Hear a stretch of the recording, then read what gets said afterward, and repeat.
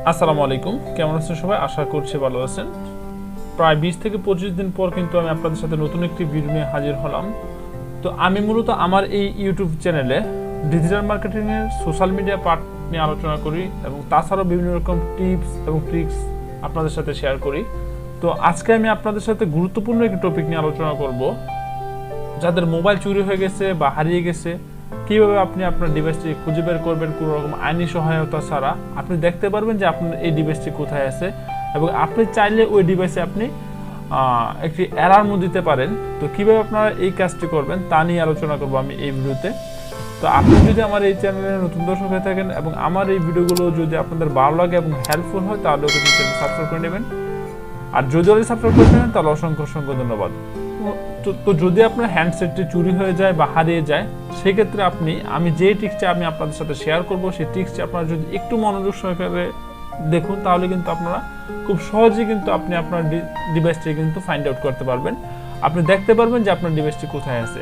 তো তার জন্য আপনাকে প্রথমত যে কাজটি করতে হবে তা হচ্ছে আপনার মোবাইলে যে ইমেলে লগ ইন করা আছে সেই ইমেলটি আপনার প্রয়োজন হবে। সেই ইমেলটি ছাড়া কিন্তু আপনি আপনার ডিভাইসটি কিন্তু ফাইন্ড আউট করতে পারবেন না।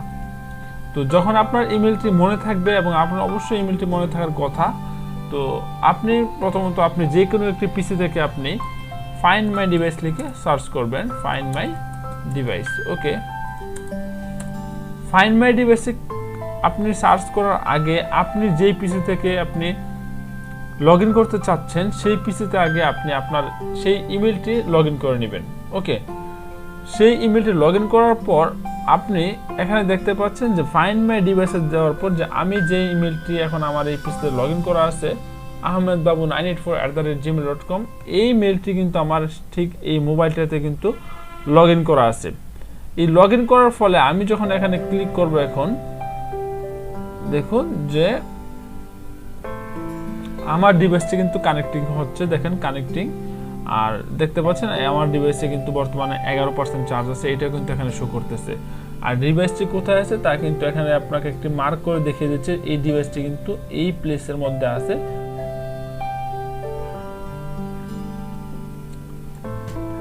আপনি দেখতে পাচ্ছেন যে এই যে লেদারুস যেই হাউসটা আছে এখানে কিন্তু আমার এই ডিভাইসটা কিন্তু আছে, হ্যাঁ। যে এখানে যে একটি সার্কেলে একটি করে দিয়েছি, এই সার্কেলের মধ্যে কিন্তু ডিভাইসটি কিন্তু আছে, এটা কিন্তু এক্স্যাক্টলি আছে, হ্যাঁ। তো এখানে দেখতে পাচ্ছেন আমি যদি চাই যে এই ডিভাইসটিকে আমি একটু কল করব বা ডিভাইসটি একটা অ্যালার্ম দেবো যে ডিভাইসটি কোথায় আছে, আমি একটু দেখবো যে ডিভাইসটি এখন কোথায় আছে। তার জন্য আপনাকে এই প্লে সাউন্ড যে একটা অপশন দেওয়া আছে, এই প্লে সাউন্ডে ক্লিক করতে হবে। এই প্লে সাউন্ডে ক্লিক করার পর আপনি দেখবেন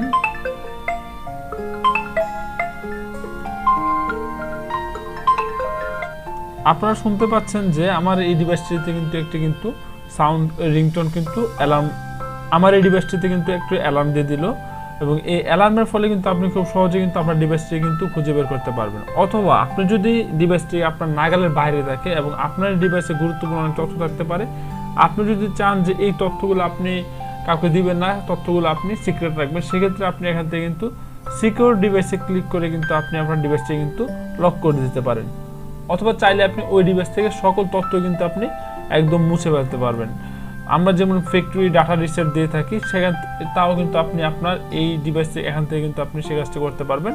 সাপোজ এখানে ইরেজ ডিভাইস যে অপশনটা দেওয়া আছে, আপনি যখন ইরেজ ডিভাইস অপশনটাতে ক্লিক করবেন সেক্ষেত্রে কিন্তু আপনি আপনার এই ডিভাইসের সকল তথ্য কিন্তু আপনি এখান থেকে খুব ইজিলি কিন্তু আপনি বেনিশ করে ফেলতে পারবেন।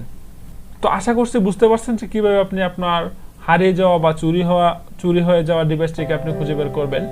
তারপর যদি এই বিষয়ে আপনাদের কোনো রকম সমস্যা হয় তাহলে অবশ্যই আমাকে কমেন্ট করে জানাবেন, অথবা ডিসক্রিপশনে আমার ইমেল এবং ফেসবুক লিঙ্ক দেওয়া আছে, চাইলে আপনি সরাসরি আমাকে ফেসবুকে অথবা ইমেলে নক করতে পারেন। তো যদি এই ভিডিওটি আপনাদের ভালো লাগে এবং হেল্পফুল হয়ে থাকে তাহলে কিন্তু চ্যানেল সাবস্ক্রাইব করে নেবেন। দেখা হবে আবার নতুন ভিডিওতে, সে পর্যন্ত ভালো থাকুন, সুস্থ থাকুন, আল্লাহ হাফেজ।